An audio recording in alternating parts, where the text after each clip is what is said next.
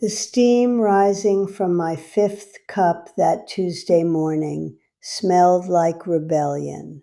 That's what Dr. Martinez called it when he saw me walking into his office with my travel mug at 2 p.m.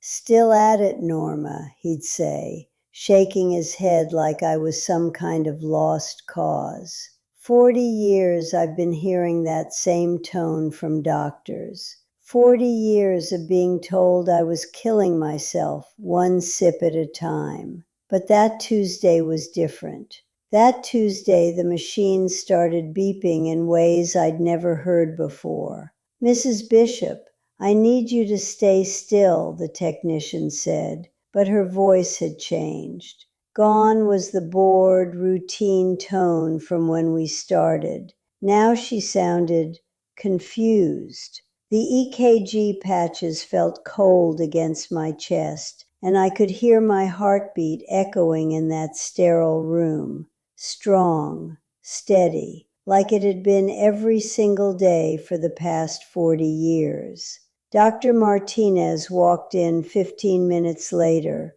holding my chart like it might bite him. "Norma, we're going to run this again." I asked him why, but he just mumbled something about calibration and walked out. The second test took longer. More patches, more wires, more of that gel that makes your skin feel sticky for hours afterward. When it was over, the technician looked at me like I was some kind of medical mystery. "Third time's the charm," Dr. Martinez said when he came back.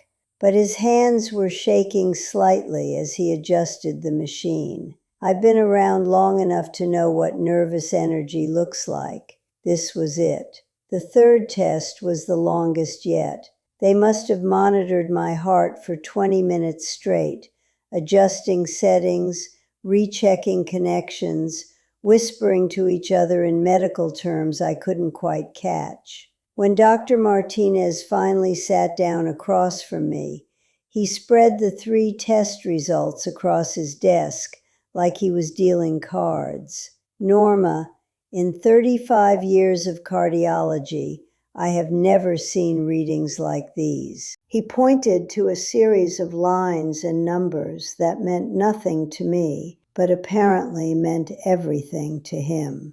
"Your heart function is that of a woman in her 50s. Not good for your age. Not normal for your age. Better than most people half your age." I almost laughed. Almost. Because sitting there in that cold office, wearing a paper gown that barely covered my dignity, I realized something that shook me more than any test result ever could. I wasn't surprised. Let me tell you how this all started, because the beginning matters more than you might think. It was 1983, and I was 48 years old, working double shifts at Mercy Hospital as a night nurse. The kind of tired that settles into your bones and makes a home there. Coffee wasn't a choice back then. It was survival. My husband Frank thought I was crazy. "You're going to burn a hole right through your stomach," he'd say every morning as I filled my second thermos. Frank drank 1 cup of black coffee at 6 a.m. sharp, then switched to water for the rest of the day. Disciplined. Controlled. Everything I apparently wasn't, according to every health magazine I picked up. But here's the thing about those magazines, about all that advice that gets thrown around like gospel truth. None of it accounted for what it felt like to watch people die at 3 a.m. None of it factored in the weight of holding someone's hand while they took their last breath, then having to walk into the next room and do it all over again. Coffee wasn't just keeping me awake, it was keeping me human. Most people think coffee is about energy, about staying alert. For me, it became something else entirely. Those 5 minutes of quiet before each shift, wrapping my hands around a warm mug, breathing in that rich, bitter smell. It was my prayer, my meditation, my promise to myself that I was still here, still feeling, still capable of caring about the next person who needed me. I don't know who needs to hear this, but if you're still here, maybe you understand what I'm talking about. Subscribe if you want to hear the rest. The years passed and the warnings got louder. Frank started leaving health articles on my nightstand. Studies about caffeine and heart disease. Statistics about women over 50. My own doctor, Dr. Hendricks, before Dr. Martinez, would lecture me during every checkup. You're playing with fire, Norma. High blood pressure, irregular heartbeat, insomnia. It's all coming. Except it never did. My blood pressure stayed normal. I slept like a baby, even with my last cup at 7 p.m. And my heart, well, my heart kept beating strong and steady, day after day, year after year. But I started to doubt myself anyway. That's what happens when everyone around you keeps insisting you're doing something wrong. You begin to believe them, even when your own body is telling you otherwise. By the time I hit 60, I was almost ashamed of my coffee habit. I'd hide my afternoon cup when friends visited.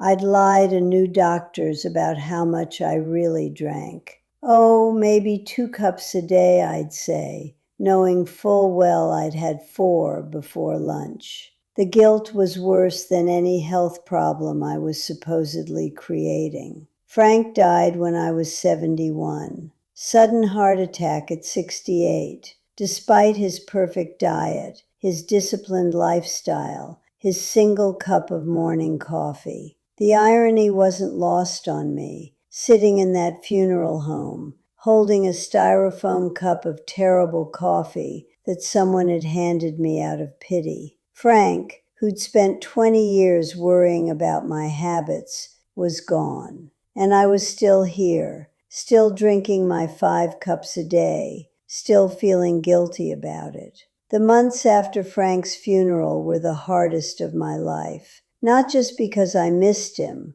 though I did, terribly, but because I realized I'd spent decades apologizing for something that never actually hurt me. All those years of feeling defensive, of making excuses, of hiding who I really was, because it didn't fit into neat little boxes of what a proper woman my age should do. That's when I decided to stop hiding. 71 years old, and I finally gave myself permission to be exactly who I was. 5 cups a day? Fine. I started buying better coffee, grinding my own beans, actually enjoying the ritual instead of rushing through it like something shameful. I bought myself a beautiful ceramic mug set, the kind Frank always said was too expensive for everyday use. I set up a proper coffee station in the kitchen,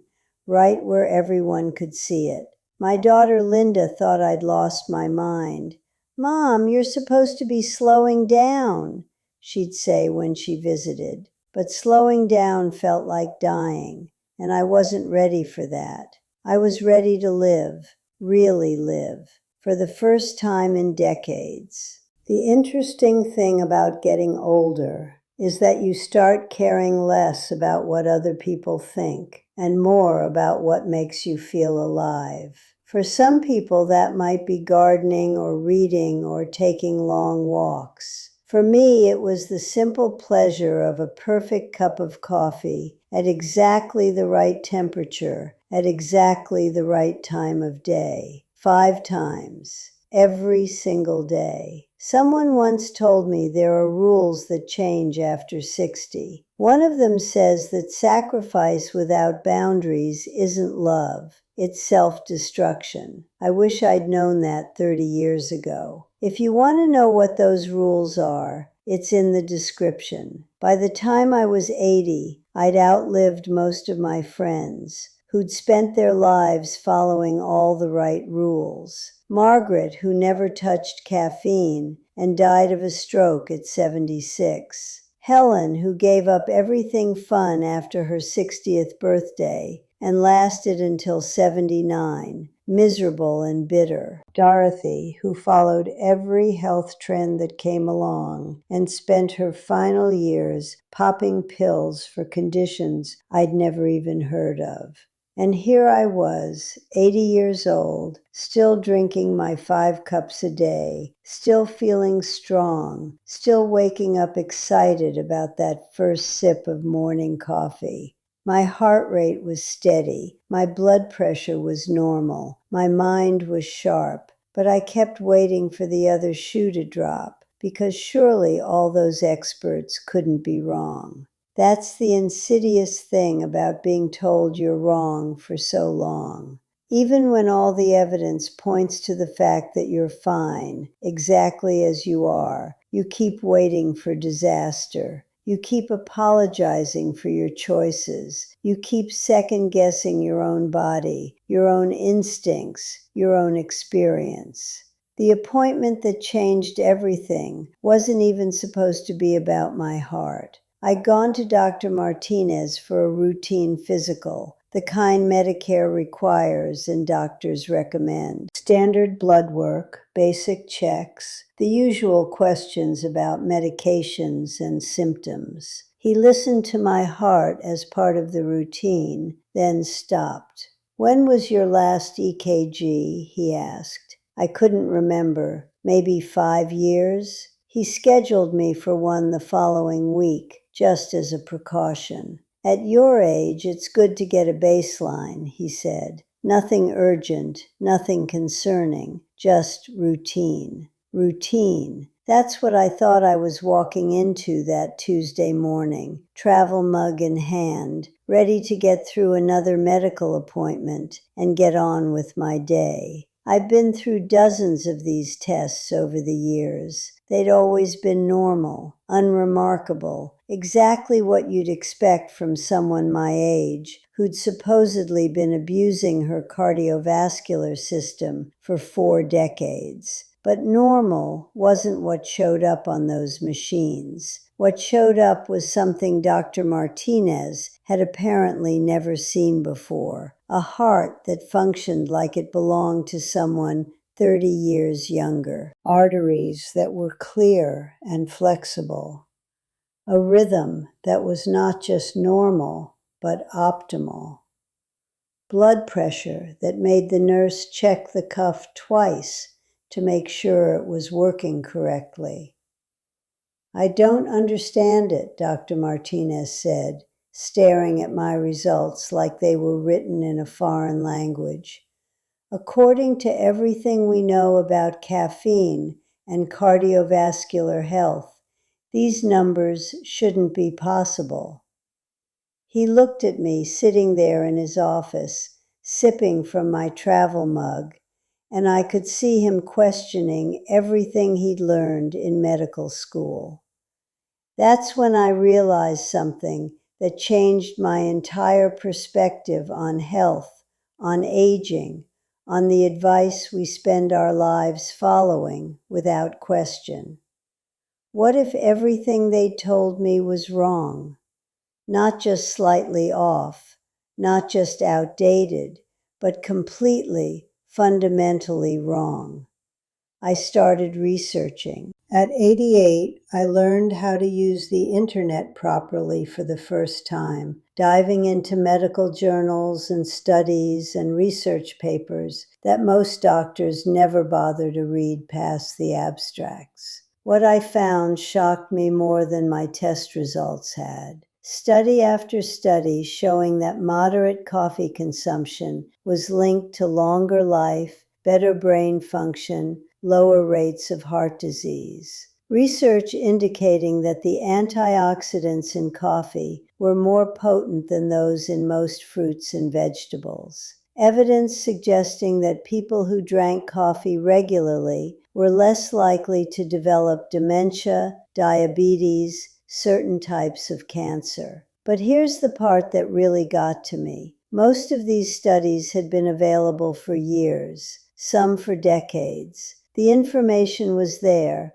buried in academic journals that apparently never made it to the doctors who were spending their time lecturing patients like me about the dangers of our terrible habits. I thought about all the years I'd spent feeling guilty, all the apologizing, the hiding, the shame, all the times I'd wondered if I was slowly killing myself with each sip, even though I felt better than most people half my age. The waste of mental energy, the unnecessary stress, the decades of second-guessing myself because someone in a white coat told me I was doing everything wrong. Everything I learned about patience, about sacrifice, about trust, it's all in something called the 60-year rule. 9 rules that reverse after 60. I wish someone had given me this 20 years ago. The link is right below this video.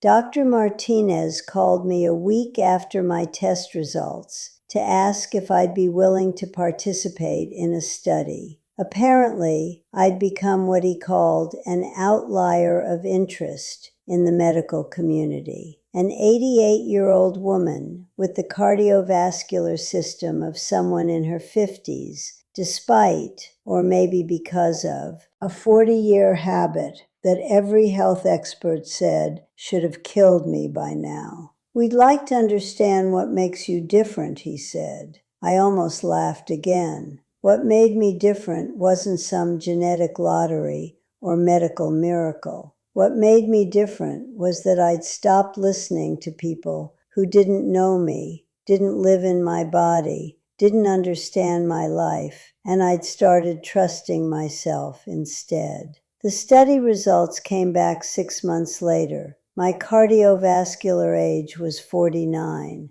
My cognitive function tested at the level of someone in her 60s. My bone density was better than the national average for women 20 years younger. The research team was baffled. They'd never seen anything like it, but I wasn't baffled. Sitting in my kitchen this morning, wrapping my hands around my first cup of the day, watching the steam rise in the early sunlight, I finally understood something I should have known all along. My body had been trying to tell me something for 40 years. It had been saying, "This is what I need.